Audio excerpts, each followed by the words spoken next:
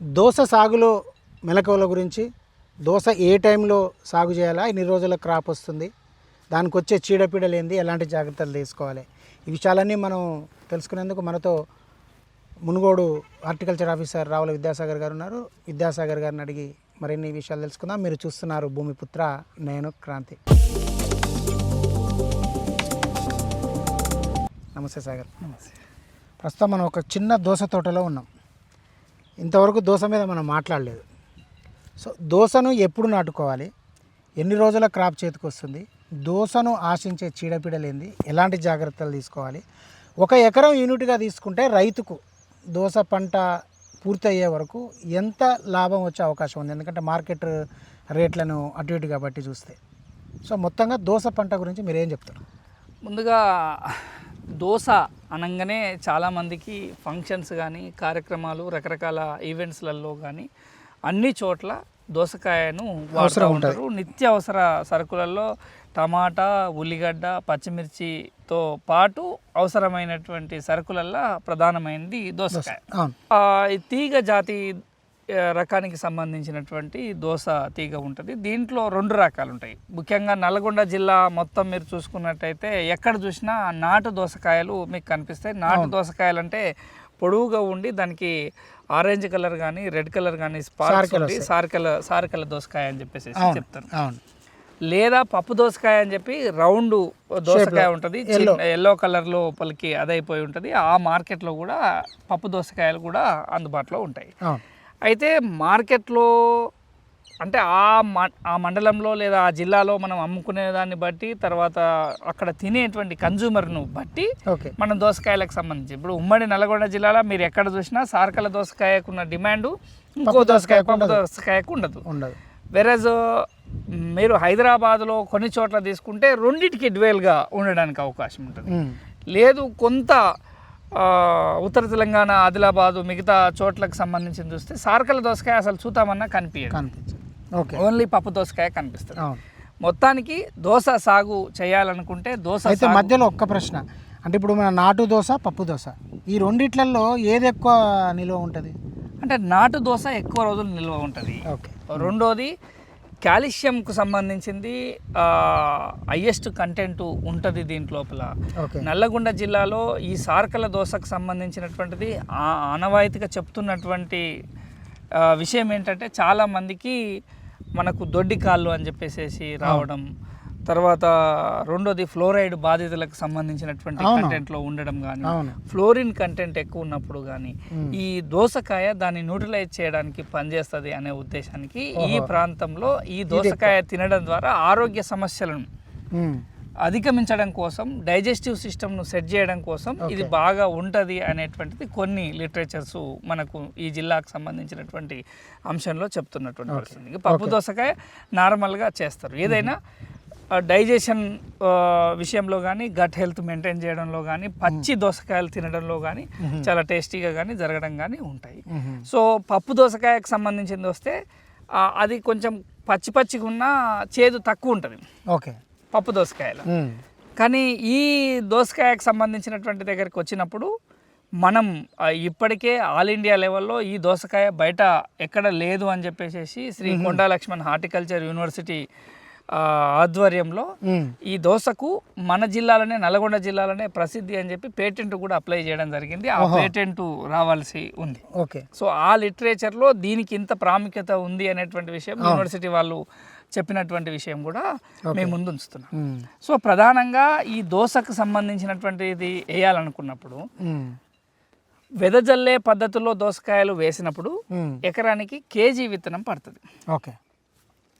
ఏదైతే ఇప్పుడు మనం చూస్తున్నట్టుగా సాళ్ళ రూపంలో చేసి ప్రతి 3 ఫీట్లకో లేదా 4 ఫీట్లకు ఒక బోజ చేసుకొని బోజల రూపంలో మనం పెట్టుకున్నట్టయితే దాదాపు 250 గ్రాముల నుంచి 300 గ్రాముల విత్తనం సరిపోతుంది. అంటే పావు కిలో నుంచి 350-400 గ్రాములు, ఒకవేళ దగ్గర అరకిలో లోపే విత్తనం సరిపోతుంది. సో మార్కెట్లో దొరికే విత్తనము ఇది నాటు కాబట్టి డైరెక్ట్ దీంట్లో హైబ్రిడ్స్, వెజిటేబుల్స్, హైబ్రిడైజేషన్ టెక్నాలజీ ఇదంతా డెవలప్ కాదు. నార్మల్గా మన ప్రాంతంలో ఉన్న దోసకాయ రైతులు అందులో బాగా పండిన నాణ్యమైనటువంటి గింజలను తీసి దాన్నే గింజలుగా చేసుకొని ఆ గింజల్ని ఎండబెట్టి ఆ గింజలనే దాంట్లో తాలు చూసుకొని వాటినే విత్తనంగా చేసుకొని కూడా మళ్ళీ సంవత్సరానికి కూడా వాడుకునేటువంటి అవకాశం అంటే మనకి ఈ దీని నుంచి వచ్చిన విత్తనంలో జర్మినేషన్ ఉంటుంది అన్ని రకాలుగా ఉపయోగపడుతుంది. సో ఈ రకంగా సాళ్లకు మధ్యలో 4 నుంచి 5 ఫీట్ల దూరం పెట్టుకున్నప్పుడు 250 గ్రాముల విత్తనం పడుతుంది.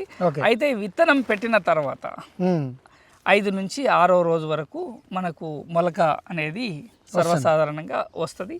సో అక్కడి నుంచి మనకు 4 ఆకుల దశ నుంచి 6 ఆకుల దశ, అంటే ఫస్ట్ మొదట వచ్చినప్పుడు 2 ఆకులు వచ్చినప్పుడు 4 ఆకులు 6 ఆకులు వచ్చి 8వ ఆకు వచ్చే దశలో ఖచ్చితంగా బోరాను 2 గ్రాములు లీటర్ నీటికి ఈ మొక్కలకు సంబంధించినటువంటి బోరాన్ అనేటువంటి మూలకాన్ని స్ప్రే చేయడం ద్వారా మొక్కలలో మగ పూల యొక్క ఉత్పత్తి కంటే ఆడపూల ఉత్పత్తి 2 సర్వసాధారణంగా ఉండడం ద్వారా ఎక్కువ కాయలు రావడానికి అవకాశం ఉంటుంది. లేదంటే చాలా మంది దోస వేసినటువంటి రైతులు కావచ్చు, ఈవెన్ పుచ్చ కానీ బీర కానీ వీటిలలో వేసినప్పుడు కూడా ఈ తీగజాతి పంటలల్లో ఖచ్చితంగా 4 ఆకుల నుంచి 6 ఆకులు 6 ఆకుల నుంచి 8 ఆకులు ఈ దశలో ఖచ్చితంగా ఒక్కసారి బోరాన్ పిచికారీ అనేది అవసరం.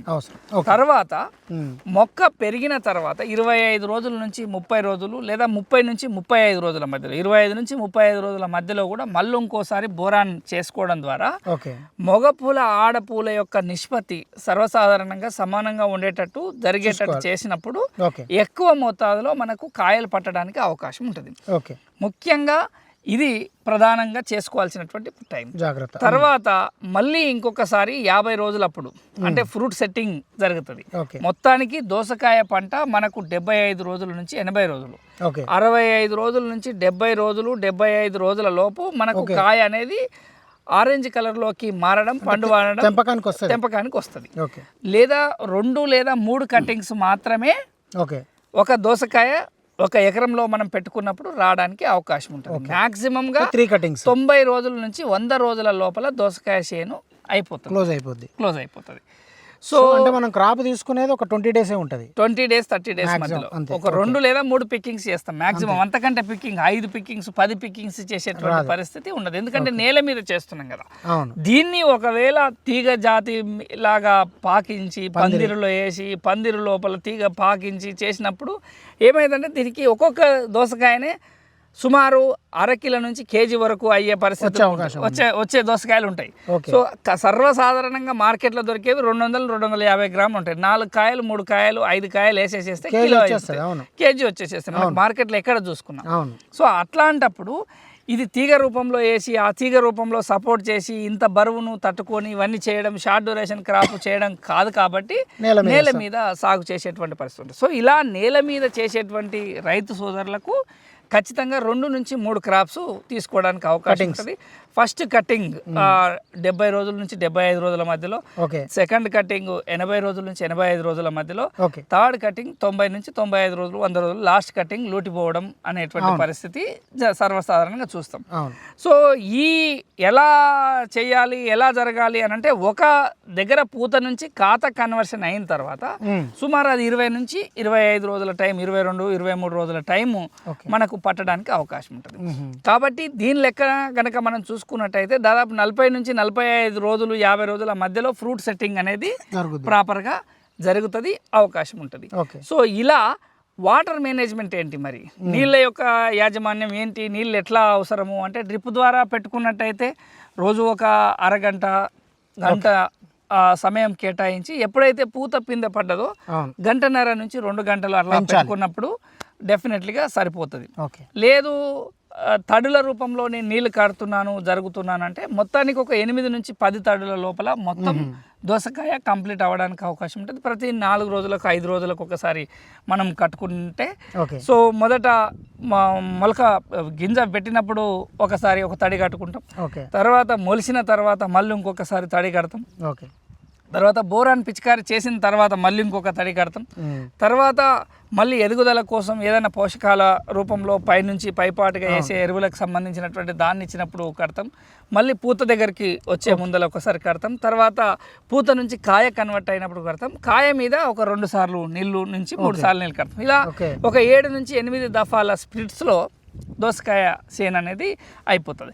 అయితే ఈ దోసకాయకు సంబంధించినటువంటి దాంట్లో చీడపీడలు ఏమొస్తాయి, అసలు ఏ రకమైనటువంటి ప్రధానమైన సర్వసాధారణంగా పెద్ద డ్యామేజెస్ ఉండేటువంటి పరిస్థితి, పెద్దగా మేనేజ్మెంట్ తీసుకోవాల్సినటువంటి అవసరం ఉండదు. లేదు.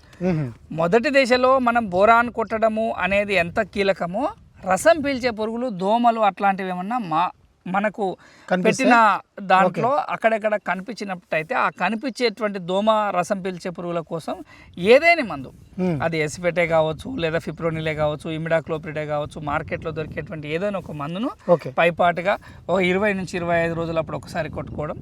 అదేవిధంగా బిల్ల పురుగు అని చెప్పేసి వెడల్పాటి పురుగు ఒకటి రావడానికి అవకాశం ఉంటుంది. అది అక్కడక్కడ పూత లోపల కానీ కాయల లోపల కానీ రేపు ఫర్దర్గా వచ్చినప్పుడు కానీ డ్యామేజ్ చేయడానికి అవకాశం ఉంటుంది. దానికోసం క్లోరాంత్రనిల్ అనేటువంటి మందు కానీ, లేదా మార్కెట్లో దొరికేటువంటి ఏదైనా ఒక పురుగుకు సంబంధించినటువంటి మందును దాదాపు అంటే దోసకు అనివార్యంగా పురుగు మందులు కొట్టాల్సిందేనా? అవసరం లేదు. పురుగు మందులు కొట్టకుండా కూడా దోసకాయ పండుతుంది. ఒకవేళ అది వస్తేనే కొట్టాల్సిన అవసరం, న్యాచురల్గా దీనికి ఏం చేయాల్సిన అవసరం. తెగుళ్ళు మాత్రం చాలా వరకు చలి పెట్టుకున్నప్పుడు మాగుడు తెగులు లేదా అంటే మనం ఆకుల మీద మచ్చల తెగులకు సంబంధించినటువంటి పరిస్థితి చెప్తుంటారు లోకల్లో. దానికోసం కార్బనిజం మ్యాంకోజెబ్ ఒక సాఫ్ పొడి మందు 2 గ్రాములు లీటర్ నీటికి కలిపి ఒకసారి ఏదైనా కనిపించినప్పుడు కొట్టుకోవాల్సి ఉంటుంది. సో అదర్వైజ్ పెద్ద యాజమాన్య పద్ధతులు, పెద్దగా రిస్క్ చాలా తక్కువ రిస్క్ ఉన్నటువంటి పంట. సో మరి చాలా తక్కువ రిస్క్ ఉన్నటువంటి పంట కదా, మరి క్రాప్ ఈల్డ్ ఏ రకంగా వచ్చే అవకాశం ఉంది, జరిగే అవకాశం ఉంది అనే ఫర్టిగేషన్ ఒకటి మాట్లాడుకోవాలి మనం. ఫర్టిగేషన్ ఎరువులు ఏమేమి ఇవ్వాలి అని అన్నప్పుడు ఎకరానికి ఒక 20 నుంచి 25 కేజీల యూరియా, నత్రజనికి సంబంధించినటువంటి ఎరువు యూరియా అవసరం పడుతుంది. మొత్తం ఎకరానికి ఒక కట్ట డిఏపి సరిపోతుంది. తర్వాత పూత నుంచి కాతకు సంబంధించినటువంటి వచ్చినప్పుడు ఆ కాయ ఫార్మేషన్ జరిగినప్పుడు కాయ మార్కెట్లో తూకం రావాలి, బరువు కావాలి, కాబట్టి అప్పుడు పొటాష్ సంబంధించినటువంటి ఎరువు ఒక 30 కిలోల వరకు వేసుకుంటే సరిపోతుంది. లేదు నేను ఇట్లా పైపాటికి ఎరువులు వేసేది, డ్రిప్ ద్వారానే వేయాలనుకుంటున్నా. మొదటి దశలో డ్రిప్ మీరు పెట్టేది 8-10 తడులు పెడతాం. పెట్టే తడులప్పుడు మొదటి దశలో ఇచ్చినప్పుడు 12-21-0 మార్కెట్లో దొరికేటువంటి ఆ ఎరువును న్యూట్రియంట్ నీళ్ళలో కలుపుకొని కానీ, లేదా యూరియాను కానీ, లేదా అమ్మోనియం కానీ, లేదా మెగ్నీషియం సల్ఫేట్ను కానీ, ఇట్లాంటి నీళ్ళల్లో కరిగేటువంటి ఎరువులను 3 రోజులకు ఒకసారి 4 రోజులకు ఒకసారి మీరు నీళ్ళ తడిచ్చినప్పుడు మొదటగా నీళ్లు పెట్టాలి. ఒక గంట సేపు మీరు నీళ్ళు ఇస్తున్నట్టయితే ఒక అరగంట సేపు నీళ్లను నార్మల్గా వదలడం, ఒక 10 నుంచి 15 నిమిషాలు మందులు ఎక్కియడం, తర్వాత ఒక 10 నిమిషాలు నీళ్ళు నడిపేసేసి ఆపేసేయడం. తద్వారా వేరు ఎక్కడ ఉందో ఆ వేరు దగ్గరకే ఈ పోషకాలు నీళ్ళు ఎరువులలో మొత్తం కూడా కలిసేసేసి వేర్ల దగ్గర పీల్చుకోవడం ద్వారా ఎక్కువ లాభం జరగడానికి అవకాశం ఉంటుంది. సో ఈ రకంగా ఎరువుల యాజమాన్యానికి సంబంధించినటువంటి పరిస్థితుల్లో కూడా పెద్ద మనం దిగుబడి ఒకటి అనుకున్నాం. నిజంగా ఎకరానికి అంటే అన్నీ మీరు చెప్పినట్టు సవ్యంగా కనుక పంట పండితే ఎంత దిగుబడి వచ్చే అవకాశం ఉంటుంది? ఎన్ని క్వింటాలు? 20 టన్నుల నుంచి 15 టన్నులు 20 టన్నుల దిగుబడి రావడానికి అవకాశం ఉంది. 15 టన్నులు యావరేజ్గా 10 నుంచి 12 టన్నులు 15 టన్నులు పక్కా వస్తుంది. సో యావరేజ్గా మార్కెట్ లోపల మనం ప్రైజ్కి సంబంధించినటువంటి తీసుకుంటే రైతు రేటు 15 నుంచి 20 రూపాయలు మార్కెట్లో ఉన్న, మార్కెట్లో బయట పోతే 50 రూపాయలు అమ్ముతుర్రు, 40 రూపాయలు అమ్ముతుర్రు అనేది కాదు. ఇక్కడ రైతు ఏం రేట్ అమ్ముతున్నాడు అనేది తీసుకున్నా కానీ ఆ ఖర్చులన్నీ పోగా 1,00,000 నుంచి 1,50,000 మిగిలడానికి అవకాశం ఉంటుంది. కనీసం 1,00,000 రూపాయలైనా మనం ఒక 3 నెలల్లో 90 రోజులలో మనం పంట తీసుకోవచ్చు. ఇప్పుడు అదే పత్తికో లేకపోతే ఇంకేదన్నా పంటలో వేసుకొని నాకు 6 నెలల వరకు కష్టపడి దాని ద్వారా మనం అది చేసుకున్నప్పుడు ఈ స్వల్పకాలిక పంట దోస లాంటిది పంట వేసుకొని ఒక ఎకరంలో మనం సాగు చేసుకున్నటువంటి రైతుకు సర్వసాధారణంగా కూడా ఇప్పుడు చాలా మందికి రైతులకు బోర్లు ఉంటాయి, అంత పత్తి చేలు తీస్తారు. ఇప్పటికే ఈ సంవత్సరం బాగా నష్టపడింది, ఇంకా రకరకాల పరిస్థితులు ఉన్నాయి. సో అట్లాంటప్పుడు కూడా ఈ పత్తి చేను దున్నుకొని ఆ సాళ్ళ లోపల అది చేసుకొని కూడా ఈ గింజలు డైరెక్ట్ పూత పోసుకొని కూడా చేసుకోవచ్చు. కేజీ 1000 రూపాయల నుంచి 1500 కింటా విత్తనం సారీ ఓకే విత్తనమే కేజీ 1000 రూపాయలు. ఓకే 1000 నుంచి 2000 రూపాయలు ఉంటుంది. మంచి విత్తనం రైతు దగ్గర మనం తెచ్చుకున్నట్టయితే నాగులకు తెచ్చుకునేటువంటి పరిస్థితి కూడా చాలా మంది దగ్గర చూస్తున్నాం. 500-1000 రూపాయల లోపలనే కేజీ విత్తనం ఇచ్చే పరిస్థితి ఉంటుంది. సో కాబట్టి ఎక్కువ రిస్క్ లేనటువంటి పంట చాలా మందికి ఇది అందుబాటులో ఉండి ఈజీగా మేనేజ్మెంట్ చేసుకోవడానికి అవకాశం ఉంటుంది. కాబట్టి దోస పంట గురించి తక్కువ అంచనా వేయకుండా మంచి దిగుబడులు మంచి రాబడులు పట్టడానికి అవకాశం ఉంటుంది. కాబట్టి రైతు సోదరులు దోస పంటను వేసుకోవడానికి అయితే ఎప్పుడు వేసుకోవాలి, ఇది ఒక సీజన్ అంటే జనరల్గా ఏంటంటే ఎండాకాలంలో ఉందనుకోండి, ఇది ఏ తీగ జాతి కూరగాయ పంటలైనా ఎంత ఎక్కువ ఎండ కొడితే అంత బాగా దిగుబడి వస్తుంది. ఎండతో ముడిపడి ఉంది. సో ఈ తీగజాతి పంటలల్లో ఎండ ఎక్కువ ఉన్నప్పుడు 20 టన్నులు 25 టన్నులు 30 టన్నులు తీసిన రైతులు కూడా ఉన్నారు ఎకరానికి. సో ఎండాకాలంలో కొంచెం ఎక్కువ దిగుబడి వస్తుంది. అదే చలికాలంకు సంబంధించినటువంటి పరిస్థితుల్లో ఉన్నప్పుడు వస్తుంది పంట, కానీ తక్కువ దిగుబడి వస్తుంది. అదే వర్షాకాలంలో కూడా ఈ పంట తీసుకోవాలి. అయితే ఎప్పుడు చేయాలి, దీనికి ఎప్పుడు డిమాండ్ ఉంటుంది అని అంటే మార్కెట్లో పెళ్లిళ్ళ సీజన్ ఎప్పుడు ఉంటుంది, పెళ్లిళ్ళ సీజన్ పెళ్లిళ్ళ సీజన్కు తగ్గట్టు దీన్ని ప్లాన్ చేసుకోవడం ద్వారా మనకి ఎక్కువ లాభాలు రావడానికి అవకాశం ఉంటుంది.